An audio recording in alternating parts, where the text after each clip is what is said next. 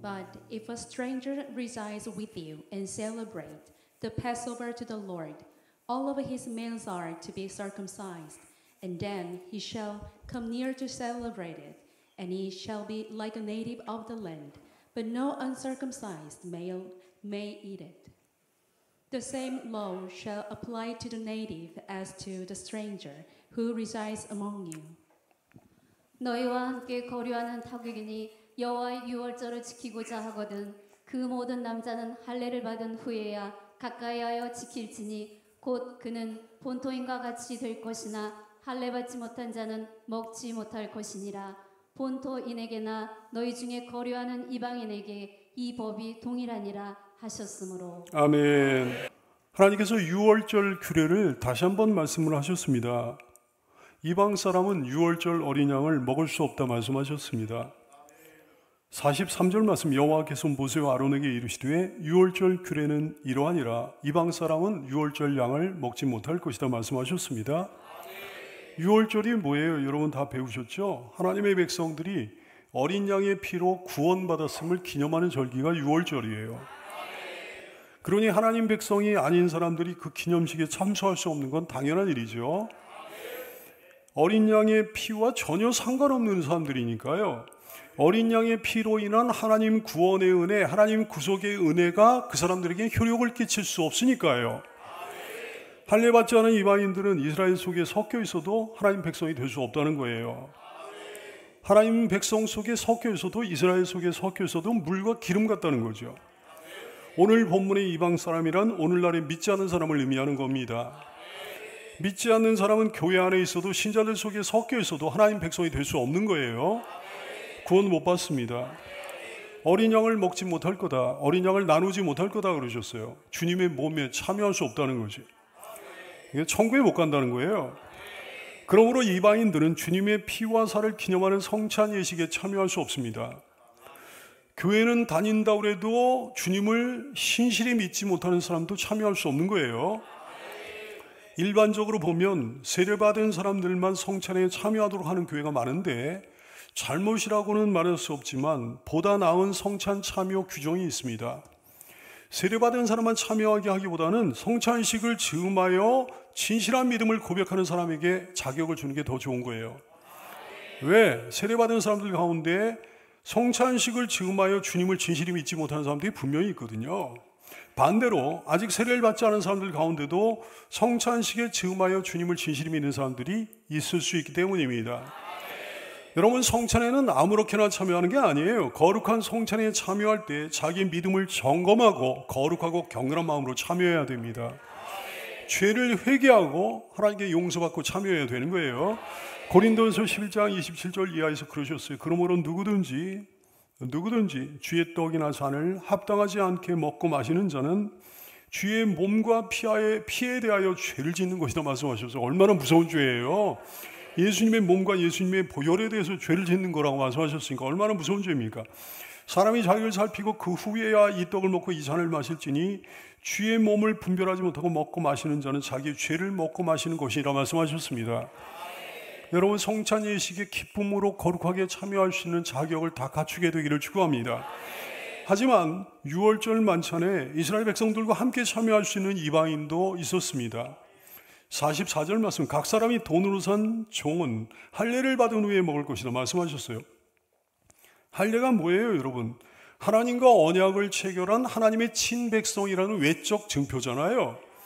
구약시대 때는 이거야말로 하나님의 백성과 이방인 사이를 구분하는 결정적인 역할을 했습니다. 하나님의 백성들은 할례를 받았고 이방인들은 할례를 안 받은 거예요. 근데 이방인이라고 할지라도 할례를 받으면 유월절 만찬에 참여할 수 있다고 그러셨어요. 무슨 뜻입니까?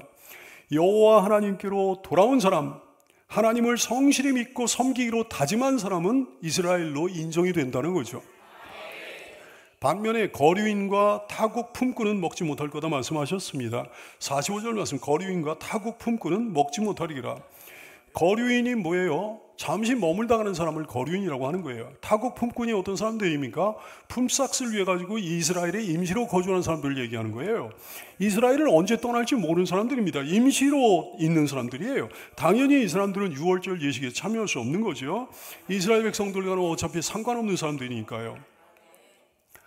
교회에 오며 가며 들르는 사람 혹은 교회에 고용된 비신자들은 거룩한 성찬 예식에 참여할 수 없습니다. 여러분, 제3, 제사 강조하거니와 이방인이라도 유월절 예식의 의미를 깨닫고 진심으로 할례를 받는 경우에 얼마든지 참여할 수 있는 거예요. 누구든지 진심으로 예수님을 믿고 세례를 받으면 하나님 백성이 되는 거예요. 우리 교회 새로운 모든 분들이 진심으로 예수님을 믿게 되기를 소원합니다. 우리와 함께 하나님의 백성이 되고 우리와 함께 천국에 이르게 되기를 소원합니다. 어린 양의 뼈를 꺾지 말라 그러셨어요. 46절 말씀, 한 집에서 먹을 때 그 고기를 조금 더 입 밖으로 내지 말고 뼈도 꺾지 말아라 그랬어요.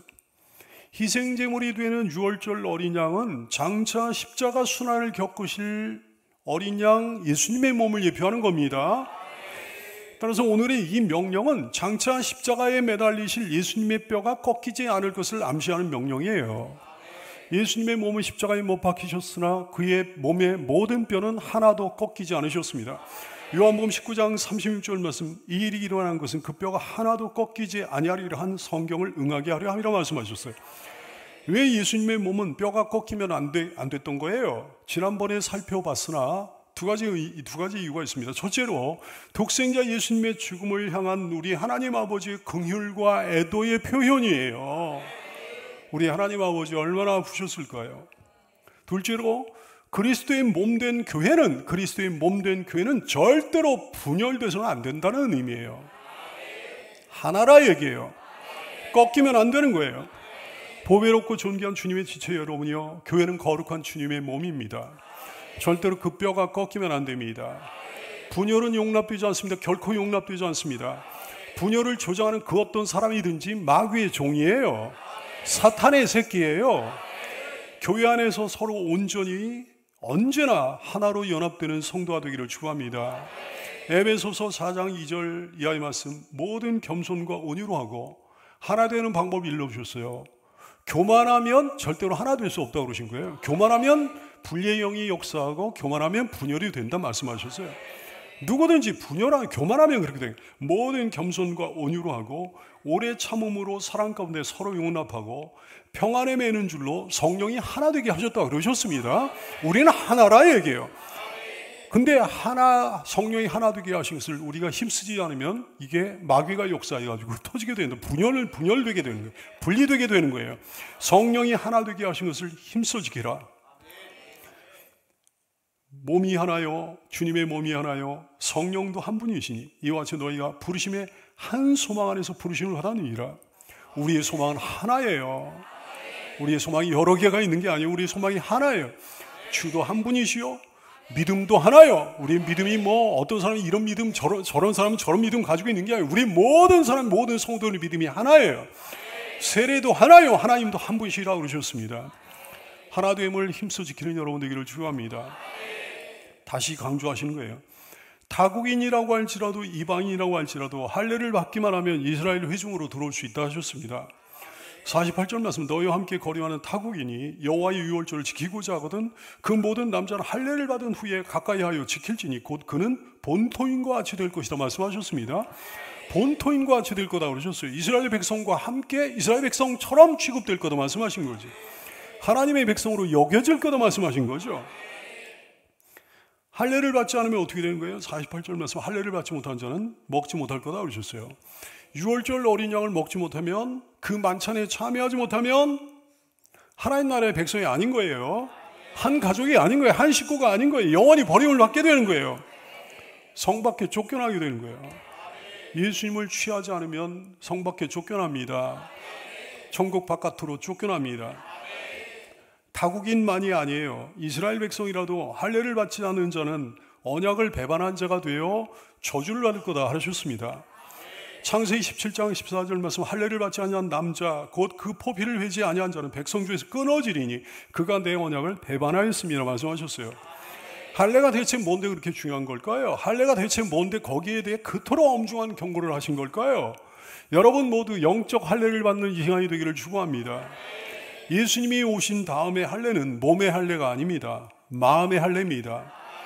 로마서 2장 29절 말씀, 오직 이면적 유대인이 유대인이며 할례는 마음에 할지니 영에 있고 율법 조문에 있지 아니한 것이라 말씀하셨어요. 이면적 유대인이라고 그러셨어요. 이면적 유대인은 표면적 유대인과 반대되는 얘기예요. 표면적 유대인이 유대인이 아니고 이면적 유대인이 유대인이라는 거예요. 표면적 이스라엘 백성이 이스라엘 백성이 아니고 이면적인 이스라엘 백성이 이스라엘 백성이라는 거지. 겉으로 드러난 이스라엘 백성이 아니라는 거예요. 마음의 이스라엘 백성이 진짜 이스라엘 백성이라는 거예요. 이면적 유대인이 참된 유대인입니다. 구약에서도 이미 마음의 할례를 명하신 바 있어요. 예레미야 9장 26절 말씀, 곧 유다, 애굽과 유다와 에돔과 암몬 자손과 모압과 및 광야에 살면서 할적을 깎은 자들에게라. 물은 모든 이방 민족은 할례를 받지 못하였고 이스라엘은 할례는 받았는데 마음의 할례를 받지 못하였느니라 말씀하셨어요. 육체의 할례가 중요한 게 아니에요. 마음의 할례가 중요합니다. 마음의 할례란 뭘 얘기하는 걸까요? 여러분, 육체의 할례가 뭡니까? 육체의 할례 다 알죠? 남자의 생식기에 포피를 잘라내는 거, 이게 할례예요. 그러면 마음의 할례는 뭘 얘기하는 걸까요? 마음의 쓸모없는 부분을 잘라내는 거예요. 마음의 잘못된 부분을 잘라내는 거예요. 이게 마음의 할례예요. 마음의 할례를 받아야 하나님의 자녀가 됩니다. 마음의 할례를 받아야 하나님의 백성이 됩니다. 마음의 할례를 받아야 영원한 천국 만찬에 참여하게 됩니다.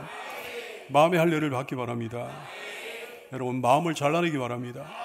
마음을 어떻게 잘라내면 될까요? 어떤 부분을 어떻게 잘라내면 될까요? 첫째로 다른 존재를 향한 마음을 다 잘라내고 모든 마음을, 모든 전심을 주님께 바쳐야 되는 거예요.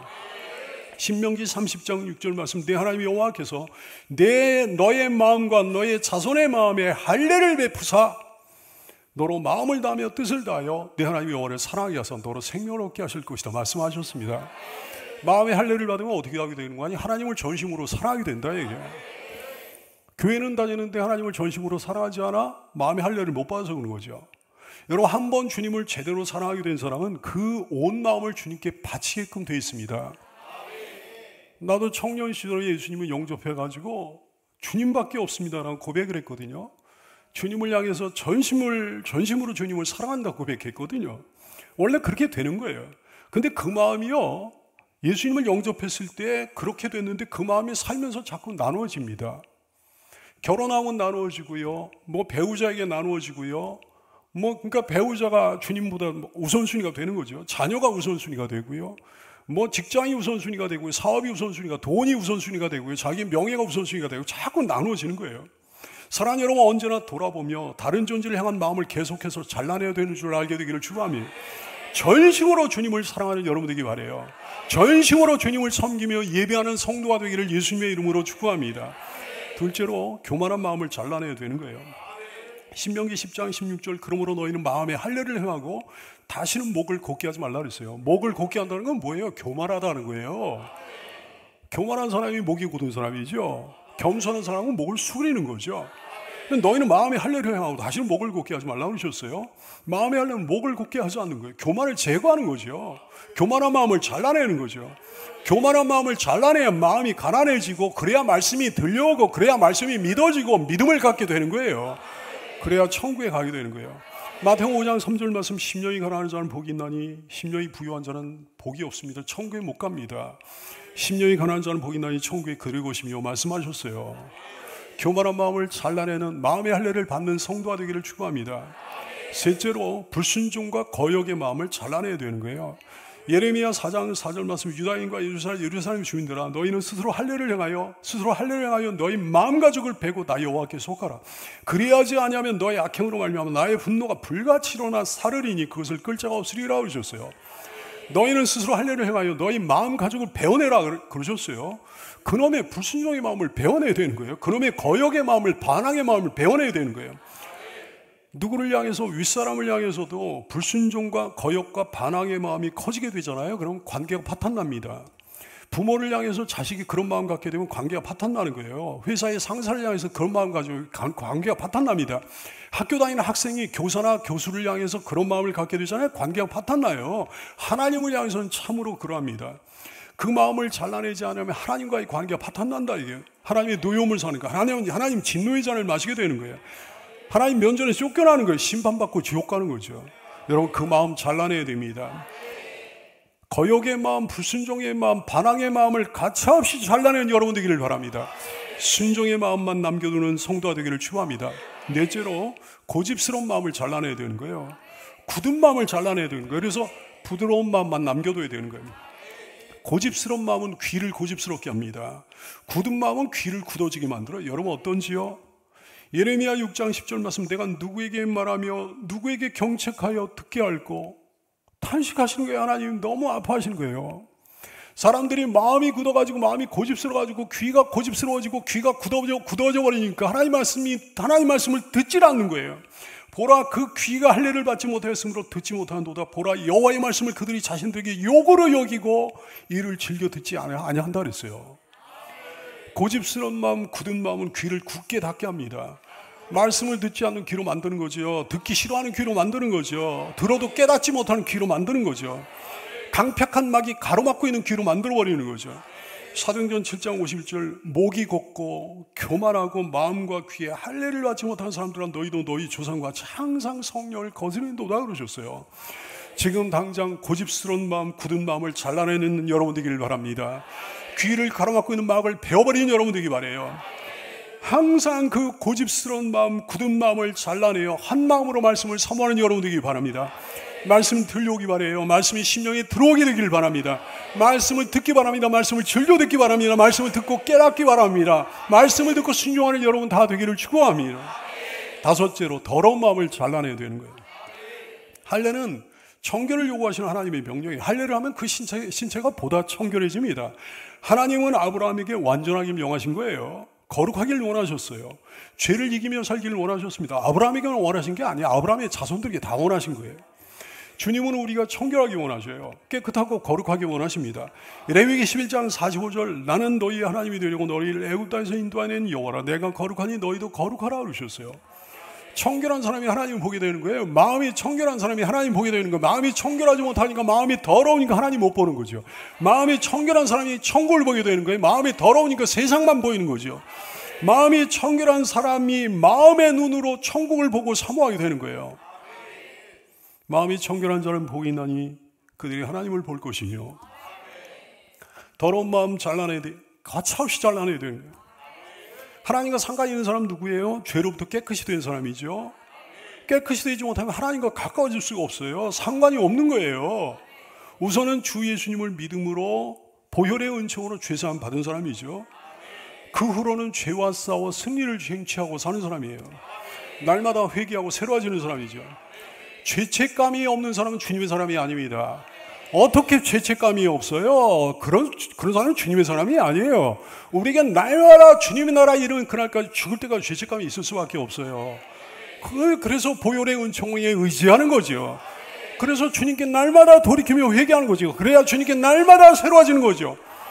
성도는 죄와 싸워야 되는 거예요. 죄악된 본성을 잘라내야 되는 거예요. 예배를 통해, 말씀을 통해, 기도를 통해, 순종을 통해, 영적 전쟁을 통해 죄를 잘라내면서 하는 여러분 되기를 축원합니다. 엉뚱한 것을 좋아했던 마음을 잘라내야 되는 거예요. 인본주의적인 사고와 이념을 잘라내야 되는 거예요. 이전의 습관, 이전의 풍습을 그대로 가지고는 주님을 믿기가 불가능해요. 주님 섬기고 따르기가 불가능합니다. 미신을 쫓았던 마음 잘라내야 되는 거예요. 부적 같은 거 좋아했던 마음 잘라내야 되는 거예요. 술 좋아했던 마음 잘라내야 되는 거예요. 도박 좋아했던 마음 잘라내야 되는 거예요. 음란물 좋아했던 마음 잘라내야 되는 거예요. 게임 중독에 빠졌던 마음 잘라내야 되는 거예요. 문화 막시즘에 관련된 문화를 좋아했던 마음 잘라내야 되는 거예요. 상스러운 사람들과 어울리기 좋아했던 마음을 잘라내야 되는 거예요. 인본주의에 솔깃하거나 영향받았던 마음을 잘라내야 되는 거예요.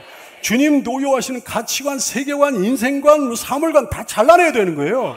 주님께 심판받을 교육관과 문화관과 사회관과 정치관 이런 거 다 잘라내야 되는 거예요. 주님이 싫어하신 비전과 욕심 다 잘라내야 되는 거예요. 주님의 마음과 함께해야 됩니다. 주님의 말씀과 함께해야 됩니다.